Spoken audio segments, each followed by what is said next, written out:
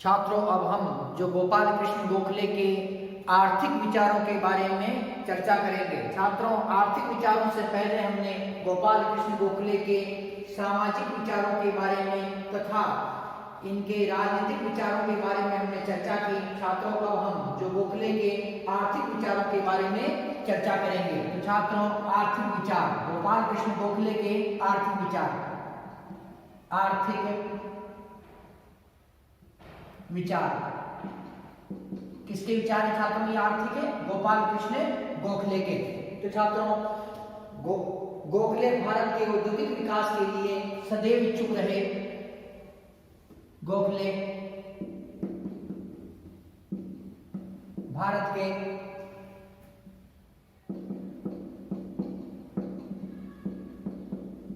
औद्योगिक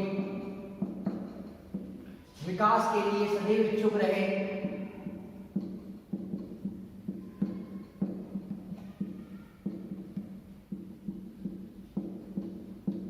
सदैव इच्छुक रहे। इच्छुक रहे। गोखले भारत के औद्योगिक विकास के लिए सदैव इच्छुक रहे। गोखले स्वदेशी वस्तुओं के प्रोत्साहन के समर्थक थे। गोखले स्वदेशी वस्तुओं के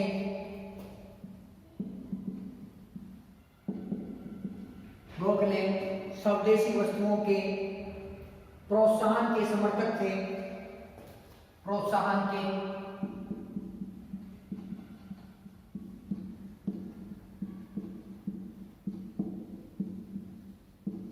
प्रोत्साहन के समर्थक थे।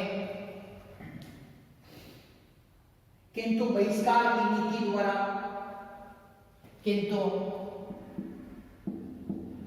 बहिष्कार की नीति द्वारा स्वदेशी का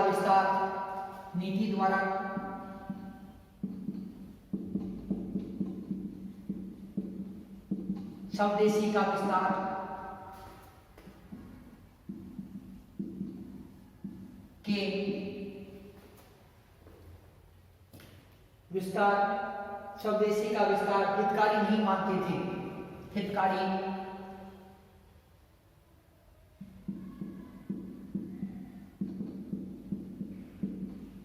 मानते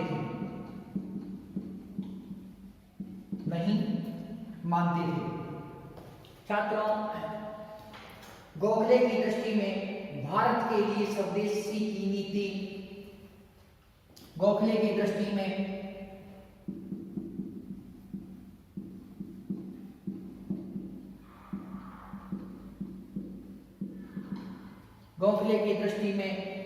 भारत के लिए स्वदेशी की नीति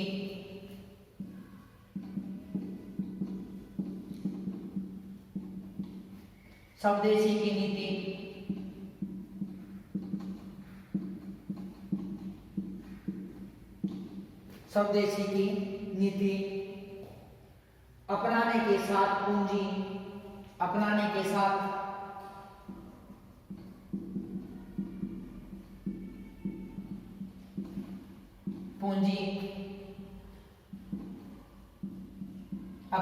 साथ पूंजी आर्थिक उद्यम की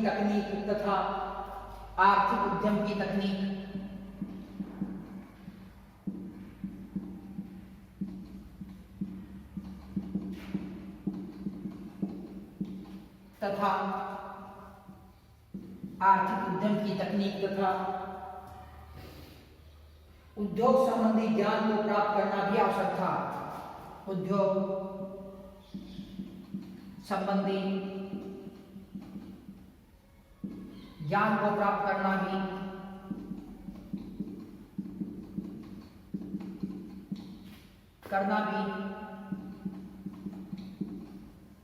आवश्यक था।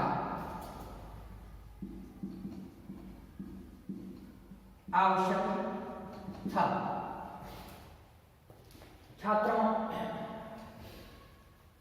गोखले उदारवादी होते हुए भी उन्मुक्त व्यापार तथा गोखले उदारवादी विचारों के होते हुए भी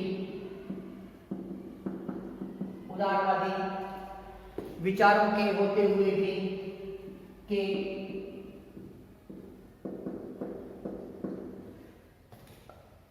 उदारवादी विचारों के होते हुए भी गोखले उदारवादी विचारों के होते हुए भी उन्मुक्त व्यापार तथा कम से कम हस्तक्षेप की नीति उन्मुक्त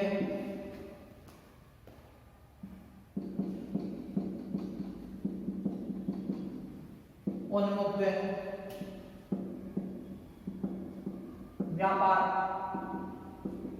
तथा कम से कम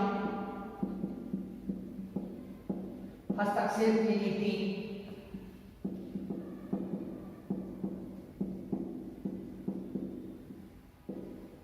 कम से कम हस्तक्षेप की नीति कम से कम हस्तक्षेप की नीति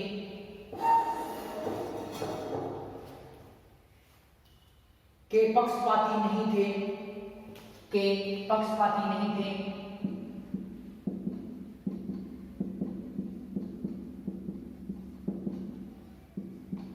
वे जानते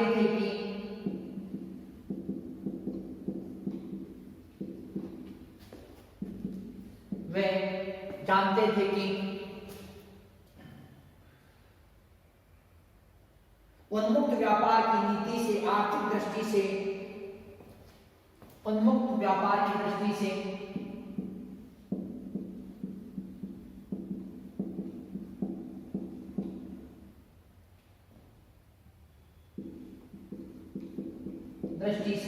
आर्थिक रूप से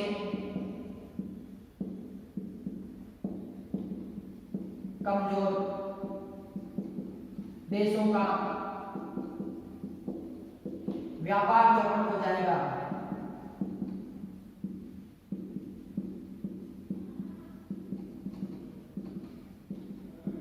व्यापार चौपट हो जाएगा।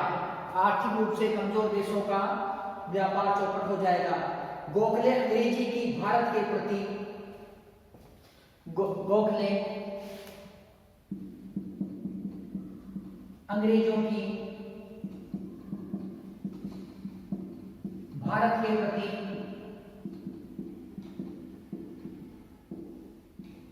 गोखले अंग्रेजों की भारत के प्रति दुर्भावनापूर्ण आर्थिक नीति के तीव्र आलोचक थे।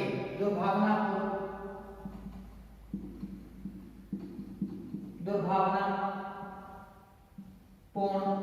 आर्थिक नीति के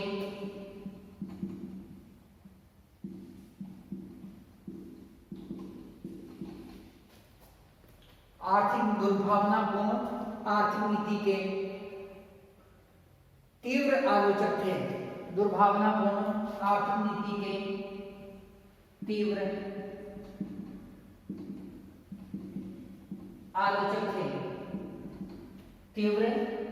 आलोचक थे। आर्थिक विचार छात्रों, तो आर्थिक विचार के अंतर्गत गोखले भारत के औद्योगिक विकास के लिए सदैव इच्छुक थे। तो गोखले क्या थे? गोखले भारत के औद्योगिक विकास के लिए सदैव इच्छुक रहे। गोखले स्वदेशी वस्तुओं के प्रोत्साहन के समर्थक थे, किंतु बहिष्कार की नीति तथा स्वदेशी का विस्तार हितकारी नहीं मानते थे। तो छात्रों, गोखले स्वदेशी वस्तुओं के प्रोत्साहन के तो समर्थक थे, परंतु जो विदेशी वस्तुओं का जो बहिष्कार किया जा रहा था तो उसको वो स्वदेशी के विस्तार के लिए हितकारी नहीं मानते थे। गोखले की दृष्टि में भारत के लिए स्वदेशी की नीति अपनाने के साथ साथ पूंजी, आर्थिक उद्यम की तकनीक तथा उद्योग संबंधी ज्ञान को प्राप्त करना भी आवश्यक था। तो गोखले जी ने क्या कहा कि गोखले की दृष्टि में भारत के लिए स्वदेशी की नीति अपनाने के साथ पूंजी, आर्थिक उद्यम की तकनीक तथा उद्योग संबंधी ज्ञान को प्राप्त करना भी आवश्यक था। गोखले उदारवादी विचारों के होते हुए भी उन्मुक्त व्यापार तथा कम से कम हस्तक्षेप की नीति के पक्षपाती नहीं थे। वे जानते थे कि उन्मुक्त व्यापार की दृष्टि से आर्थिक रूप से कमजोर देशों का व्यापार चौपट हो जाएगा। गोखले अंग्रेजों की भारत के प्रति दुर्भावनापूर्ण आर्थिक नीति के तीव्र आलोचक थे। तो छात्रों, तो इस प्रकार से जो गोखले थे, तो गोखले ने क्या किया कि अपने आर्थिक विचार दिए। छात्रों, अब हम जो आगे गोखले जी ने और क्या कहा, तो उनके बारे में हम देखते हैं कि गोखले के आर्थिक विचारों में और क्या क्या रहा।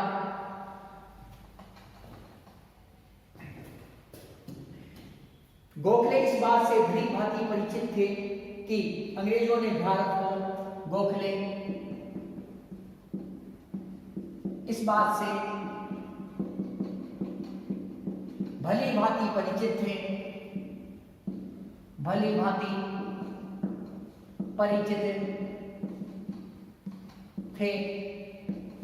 गोखले इस बात से भली भांति परिचित थे कि अंग्रेजों ने भारत को कृषि प्रधान बनाकर, अंग्रेजों ने भारत को कृषि प्रधान बनाकर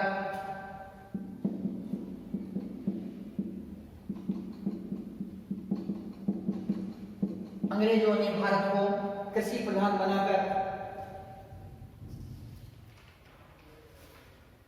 तैयार माल आयात करने वाली मंडी बना दिया है। तैयार माल आयात करने वाली, आयात करने वाली मंडी बना दिया है।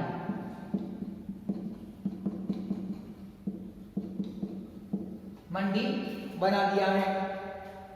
अतः गोखले ने भारत में उचित आर्थिक, अतः गोखले ने भारत में, अतः गोखले ने भारत में उचित आर्थिक संरक्षण की नीति को, उचित आर्थिक संरक्षण की नीति को,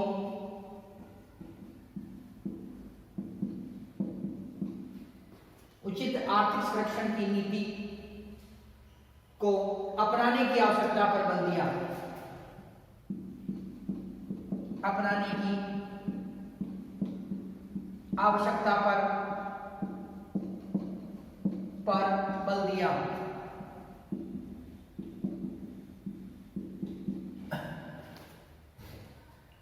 गोखले राष्ट्रीय शक्ति तथा स्वावलंबन के विकास के साथ साथ, गोखले राष्ट्रीय शक्ति तथा राष्ट्रीय शक्ति तथा स्वावलंबन के साथ साथ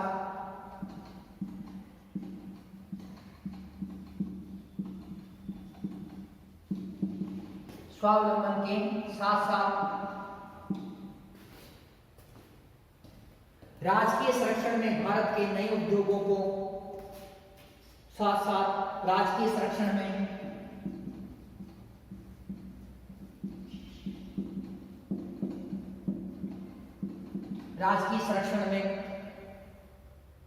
भारत के नए उद्योगों को इतना विकसित, भारत के नए उद्योगों को इतना विकसित, भारत के नए उद्योगों को इतना विकसित देखना चाहते थे कि वे अन्य देशों से, देखना चाहते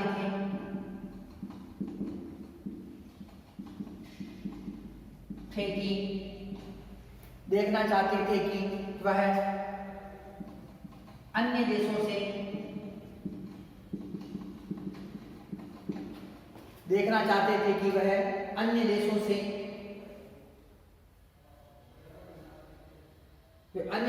प्रतिस्पर्धा कर सके, प्रतिस्पर्धा कर सके। छात्रों, गोखले उदारवादी विचारों से ओतप्रोत थे। गोखले उदारवादी विचारों के होते हुए भी उन्मुक्त व्यापार तथा कम से कम हस्तक्षेप की नीति के पक्षपाती थे। वे जानते थे कि उन्मुक्त व्यापार की दृष्टि से आर्थिक रूप से कमजोर देशों का व्यापार चौपट हो जाएगा। गोखले जानते थे कि जो उन्मुक्त व्यापार के कारण जो आर्थिक रूप से कमजोर देश है उनका व्यापार क्या होगा, चौपट हो जाएगा। गोखले अंग्रेजों की भारत के प्रति दुर्भावनापूर्ण आर्थिक नीति की तीव्र आलोचक थे। गोखले अंग्रेजों की भारत के प्रति दुर्भावनापूर्ण आर्थिक नीति क्या थे, तीव्र आलोचक थे। फिर भी उदारवादी नेता थे, ये नरम दल के नेता थे, इसलिए ये अंग्रेजों की न्यायप्रियता में विश्वास रखते थे तथा इन्होंने जो उदारवादी नेताओं ने कभी भी जो उग्र होकर अंग्रेजों का सामना नहीं किया। तो छात्रों, आर्थिक विचारों के अंतर्गत गोखले इस बात से भली भांति परिचित थे, अंग्रेजों ने भारत को कृषि प्रधान बनाकर तैयार माल आयात करने वाली मंडी बना दिया है।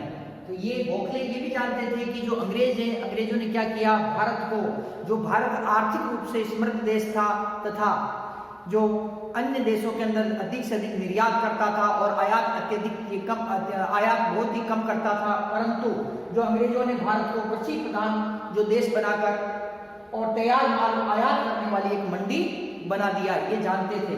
अतः गोखले ने भारत में उचित आर्थिक संरक्षण की नीति को अपनाने की आवश्यकता पर बल दिया।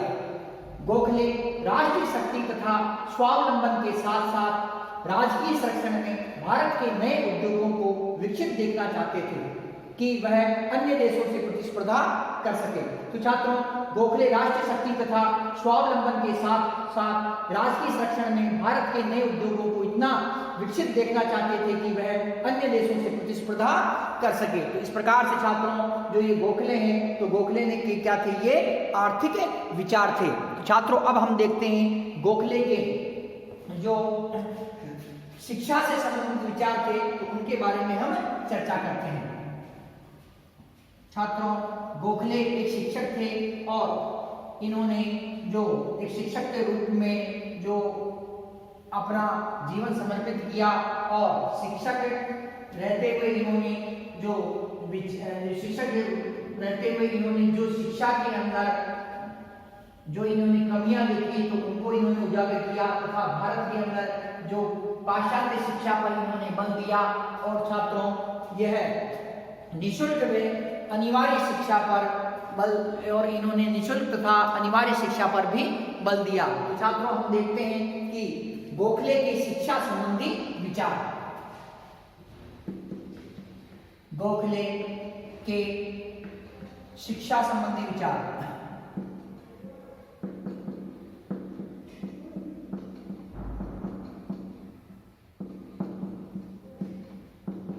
गोखले के शिक्षा संबंधी विचार।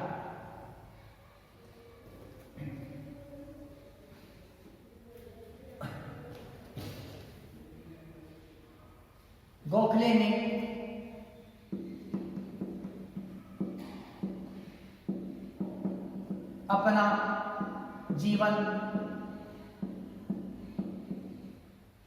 ने अपना जीवन एक शिक्षक के रूप में आरंभ किया। एक शिक्षक के रूप में आरंभ किया।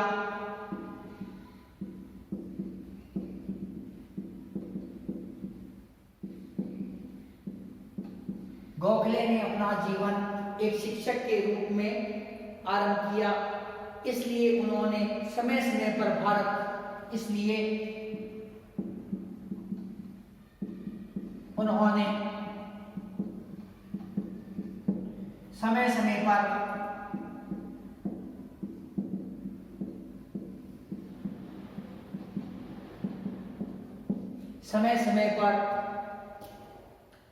भारत की शिक्षा प्रणाली के संबंध में अपने विचार प्रकट किए। भारत की शिक्षा प्रणाली के संबंध में अपने विचार प्रकट किए।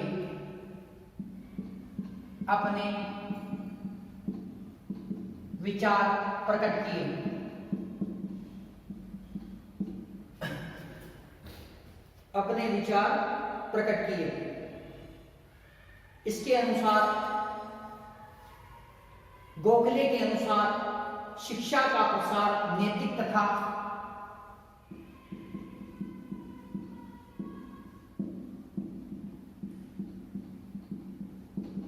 गोखले के अनुसार शिक्षा का प्रसार नैतिक तथा आर्थिक दोनों दृष्टियों से,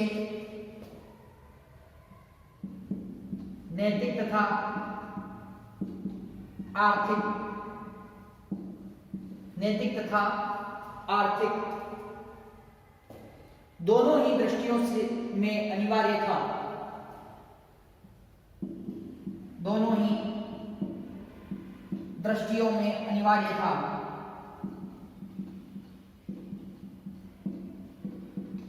दोनों ही दृष्टियों में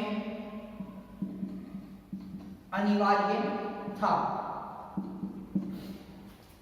दोनों ही दृष्टियों में अनिवार्य था। गोखले ने शिक्षा को निःशुल्क एवं अनिवार्य किए जाने पर बल दिया। गोखले ने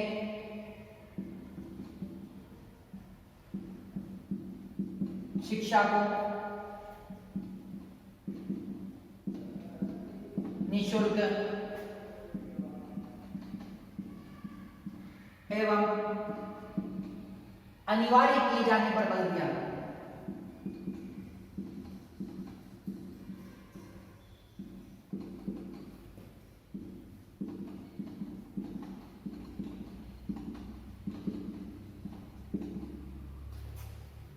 अनिवार्य किए जाने पर बल दिया। गोखले भारत में ब्रिटिश शासन द्वारा शिक्षा के क्षेत्र में, गोखले भारत में ब्रिटिश शासन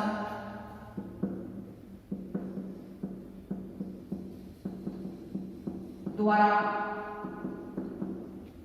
गोखले भारत में ब्रिटिश शासन द्वारा शिक्षा के क्षेत्र में महत्वपूर्ण भूमिका का निर्वाह किया जाना, शिक्षा के क्षेत्र में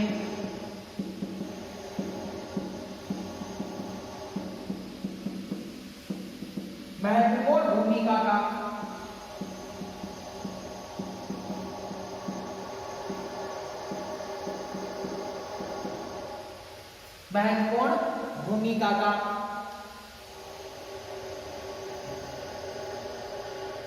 निर्वाह किया जाना उचित मानते थे। निर्वाह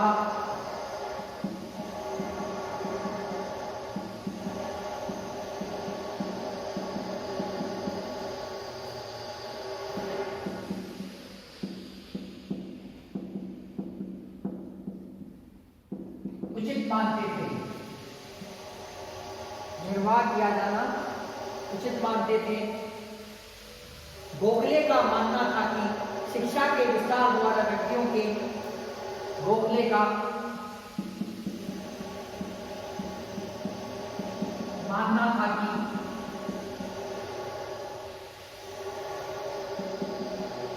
शिक्षा के विस्तार द्वारा व्यक्ति के जीवन में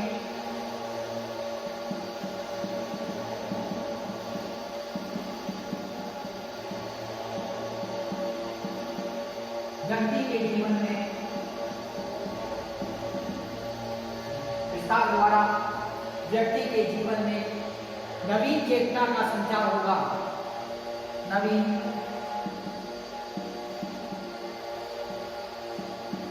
चेतना का संचार होगा।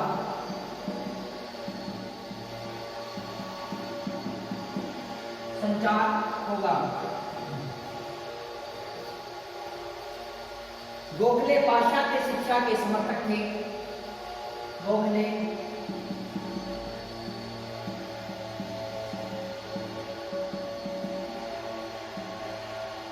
शिक्षा के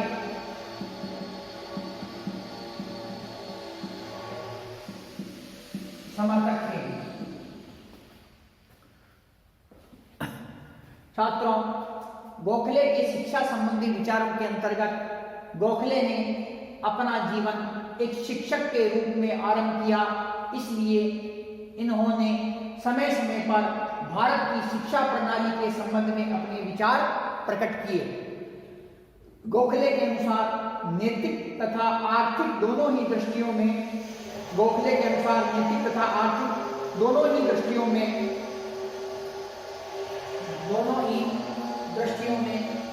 शिक्षा का प्रसार, गोखले के अनुसार शिक्षा का प्रसार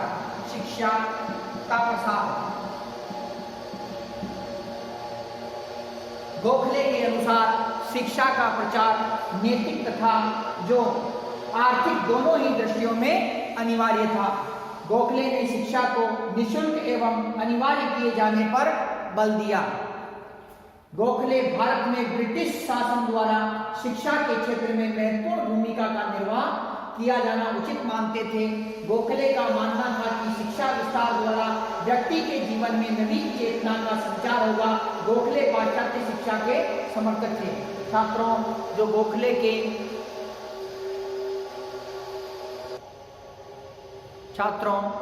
गोपाल कृष्ण गोखले के शिक्षा संबंधी जो विचार है, इसके अंतर्गत ये अंग्रेजी शासन के अंतर्गत शिक्षा का प्रचार प्रसार करना चाहते थे और जो शिक्षा है, शिक्षा पाश्चात्य शिक्षा के ये प्रबल समर्थक थे। और इन्होंने जो गोखले ने अपना जीवन एक शिक्षक के रूप में आरंभ किया था। जब गोखले ने स्नातक की परीक्षा पास की और स्नातक की परीक्षा पास करने के बाद में गोखले जो पूना के अंग्रेजी स्कूल में अध्यापक के पद पर है और आगे चलकर यह विद्यालय प्रभूषण महाविद्यालय के रूप में विख्यात हुआ। और गोखले ने क्या किया छात्रों, गोखले ने इसी महाविद्यालय के अंदर जो अध्यापन करवाया और 1902 के अंदर गोखले रिटायर्ड हुए। छात्रों, गोखले को कई भाषाओं का ज्ञान था और गोखले ने छात्रों गोखले को गणित, अर्थशास्त्र, अंग्रेजी तथा इतिहास जैसे विषयों से अत्यंत ही लगाव था। तो छात्रों, जो गोखले थे, तो गोखले ने जो अपना जीवन एक शिक्षक के रूप में आरंभ किया था, इसीलिए उन्होंने समय समय पर भारत की जो शिक्षा प्रणाली थी उसके संबंध में अपने विचार प्रकट किए। छात्रों, गोखले के अनुसार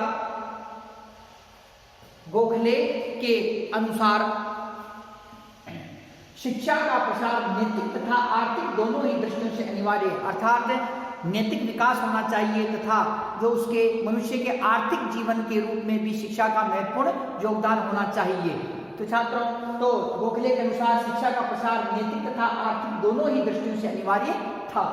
गोखले ने शिक्षा को निःशुल्क एवं अनिवार्य किए जाने पर बल दिया। गोखले ने अंग्रेज सरकार से ये मांग की कि जो शिक्षा है, शिक्षा को निःशुल्क किया जाना चाहिए तथा अनिवार्य किया जाना चाहिए। तो ये मांग किसने की? गोपाल कृष्ण गोखले द्वारा तो ये मांग की गई।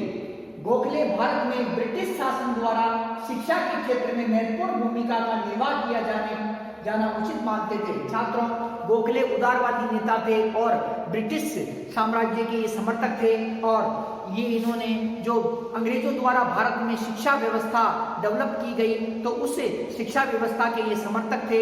और इन्होंने क्या किया छात्रों कि ये जो शिक्षा के क्षेत्र के अंदर ब्रिटिश शासन जिस प्रकार से विद्यालय खोल रहा था तथा महाविद्यालयों को वो खोल रहा था, भारत के अंदर शिक्षा का जो पाश्चात्य शिक्षा का प्रचार प्रसार कर रहा था, अंग्रेजी भाषा का प्रचार प्रसार कर रहा था, तो उसके लिए क्या थे कि उस चीज को ये गोखले जो क्या कर रहे थे कि गोखले जो उस चीज को उचित मान रहे थे।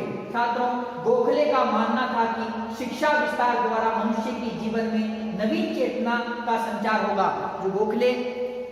जो गोखले ये मानते थे कि जो शिक्षा है, शिक्षा द्वारा मनुष्य के जीवन के अंदर एक नवीन जो चेतना का संचार होगा, उसे नवीन ज्ञान की प्राप्ति होगी। छात्रों, गोखले पाश्चात्य शिक्षा के समर्थक थे, अर्थात जो अंग्रेजी भाषा थी तो अंग्रेजी भाषा की शिक्षा के गोखले समर्थक थे। तो इस प्रकार से छात्रों जो गोखले थे तो गोपाल कृष्ण गोखले के शिक्षा संबंधी विचार थे।